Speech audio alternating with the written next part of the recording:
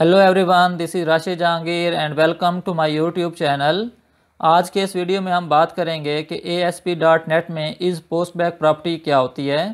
तो topic start करने से पहले अगर आप इस चैनल पे न्यू हैं तो प्लीज़ इस चैनल को सब्सक्राइब कर लें ताकि आपको नई आने वाली वीडियोस टाइम पे मिलती रहें।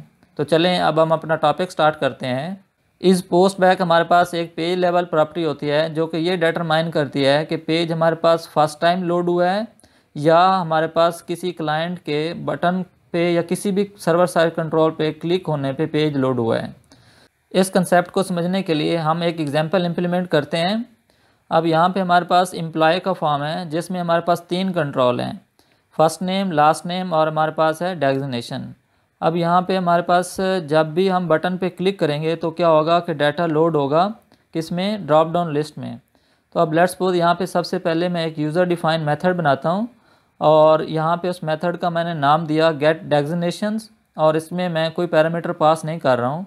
अब इसके अंदर मैं यहाँ पे लिस्ट ऑफ स्ट्रिंग का एक ऑब्जेक्ट बनाता हूँ, यानी कि एक ऐसी लिस्ट बना रहा हूँ जिसमें स्ट्रिंग्स पड़ी होंगी और उस लिस्ट का नाम मैं रख रहा हूँ डेजिग्नेशंस। और यहाँ पे मैं इसमें 3 स्ट्रिंग्स क्या करता हूँ, स्टोर करवाता हूँ। अब पहली स्ट्रिंग का मैंने वैल्यू दी प्रोफेसर और दूसरी हमारे पास स्ट्रिंग है लेक्चरर और तीसरी हमारे पास स्ट्रिंग है लैब इंजीनियर। तो अब इस लिस्ट में मैंने 3 स्ट्रिंग स्टोर करवा लिए हैं। अब मैंने अगर इस लिस्ट को इटरेट करना हो तो मैं यहाँ पे फॉर ईच लूप यूज़ करूँगा। अब क्योंकि हमारे पास इस लिस्ट में स्ट्रिंग पड़ी हैं तो यहाँ पे मैं इस हर एक इंडेक्स पे मैं स्ट्रिंग उठा के उसको मैं किस में स्टोर करवा रहा हूँ, स्ट्रिंग में स्टोर करवा रहा हूँ। अब यहाँ पे उस स्ट्रिंग को मैं क्या कर रहा हूँ कि उसको मैं ड्रॉप डाउन लिस्ट के अंदर लेके जा रहा हूँ। अब इस मेथड को जो मैंने बनाया है इसको मैंने पेज लोड के इवेंट पे कॉल कर लिया है। अब यहाँ पे मैं बटन क्लिक का एक इवेंट क्रिएट करता हूँ और इसके बाद यहाँ पे मैंने इसको एग्जीक्यूट किया। तो जब पेज लोड होगा तो यहाँ पे हमारे पास जो भी तीनों स्ट्रिंग्स थी, प्रोफेसर, लेक्चरर और लैब इंजीनियर, वो ड्रॉप डाउन लिस्ट में लोड हो जाएंगी। तो जैसे अब यहाँ पे देख सकते हैं कि तीनों हमारे पास स्ट्रिंग इस ड्रॉप डाउन लिस्ट में क्या हो गई हैं, लोड हो गई हैं। अब यहाँ पे मैं रजिस्टर पे क्लिक करता हूँ तो यहाँ पे देखें कि हमारे पास क्या हो रहा है कि स्ट्रिंग डुप्लीकेट हो रही हैं। अब इसी तरह अगेन मैंने क्लिक किया तो डाटा डुप्लीकेट हो रहा है। अब इसकी वजह यह है कि हमारे पास हर एक सर्वर कंट्रोल की क्या होता है कि एक प्रॉपर्टी होती है इनेबल व्यू स्टेट। जब उसको हम ट्रू करते हैं तो वो पेज लेवल हमारे पास प्रॉपर्टी है जो कि डाटा को पेज लेवल पे स्टोर करके रखती है। अगर हम उस प्रॉपर्टी को फॉल्स कर देंगे तो अगेन क्या होगा कि हमारे पास डाटा डुप्लीकेट नहीं होगा। अब यहाँ पे लेट्स सपोज मैं ड्रॉप डाउन लिस्ट की जो प्रॉपर्टी है इनेबल व्यू स्टेट उसको मैंने फॉल्स कर दिया तो अब क्या होगा कि डाटा यहाँ पे डुप्लीकेट नहीं होगा। तो यहाँ पे मैं इसको दोबारा से एग्जीक्यूट करता हूँ तो यहाँ पे आप देखें जब पेज लोड हो रहा है तो पेज लोड के इवेंट पे पहले 3 स्ट्रिंग इसमें लोड हो जाएंगी ड्रॉप डाउन लिस्ट में। अब इसके बाद जब मैं बटन पे क्लिक करूँगा तो उससे ये होगा कि आप यहाँ पे देखें कि हमारे पास डाटा डुप्लीकेट नहीं हो रहा। लेकिन अब इसका नुकसान ये है कि अब यहाँ पे मैं जब डाटा को चेंज करूँगा तो यहाँ पे हमारे पास सिलेक्टेड आइटम चेंज नहीं होगा। अब यहाँ पे देखें कि मैं एक स्ट्रिंग को जो हमारे पास हम सिलेक्ट करेंगे उसको मैं एक स्ट्रिंग में स्टोर करवा रहा हूँ, यानी कि जो भी हम ड्रॉप डाउन वैल्यू सिलेक्ट करेंगे उसको मैंने यहाँ पे स्ट्रिंग में स्टोर करवाया। अब यहाँ पे लेबल टेक्स्ट के अंदर, यानी कि जो हमने लेबल यूज़ किया उसके अंदर मैं स्ट्रिंग दे देता हूँ। अब यहाँ पे मैं क्या करूँगा कि इसको मैं सेव करके एग्जीक्यूट करता हूँ। तो अब यहाँ पे देखें कि हमारे जब हम वैल्यू को चेंज करेंगे तो वो वैल्यू लेबल में शो नहीं होगी। अब यहाँ पे आप देखें कि मैं इसको यहाँ पे इसको सिलेक्ट करता हूँ।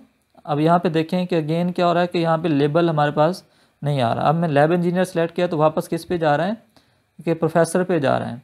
अब उसकी वजह यह है कि क्योंकि हमने इनेबल व्यू स्टेट को क्या किया हुआ था, फॉल्स किया हुआ था। अब उसको क्योंकि डाटा याद नहीं रहता तो इस वजह से वो वापस प्रोफेसर के पेज पे या प्रोफेसर के इंडेक्स पे चला जाता है। अब यहाँ पे इनेबल व्यू स्टेट को मैं क्या कर देता हूँ, ट्रू कर देता हूँ।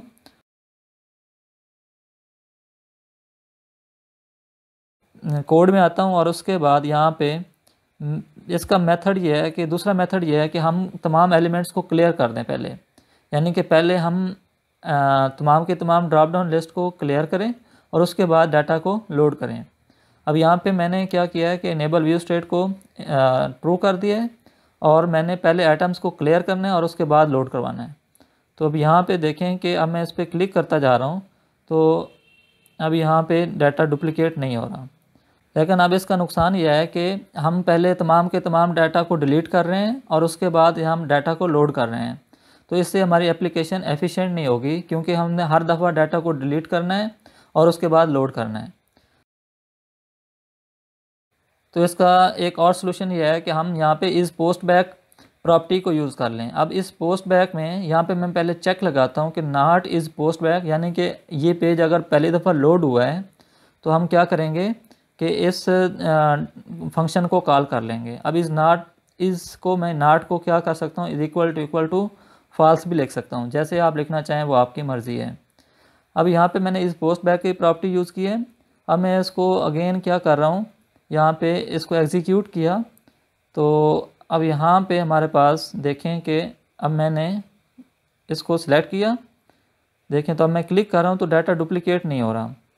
अब यहाँ पे देखें जो आइटम मैं सेलेक्ट कर रहा हूँ वही हमारे पास क्या हो रहा है कि लेबल में शो हो रहा है। तो अब इस पोस्ट बैक का फ़ायदा यह है कि इससे हमारे पास डाटा डुप्लिकेट भी नहीं होता और हमारे पास जो व्यू स्टेट है वो क्या होता है कि हमारा डाटा को याद भी रखता है पेज लेवल पे। मैं उम्मीद करता हूं कि आपको ये वीडियो अच्छी लगी होगी। अगर आपके कोई भी क्वेश्चन हैं तो प्लीज़ कमेंट सेक्शन में लिख के बताएं, और अगर आप चाहते हैं कि आपको नई आने वाली वीडियोस टाइम पे मिलती रहें तो प्लीज़ इस चैनल को सब्सक्राइब करें। खुश रहें और खुश रखें। Thank you very much.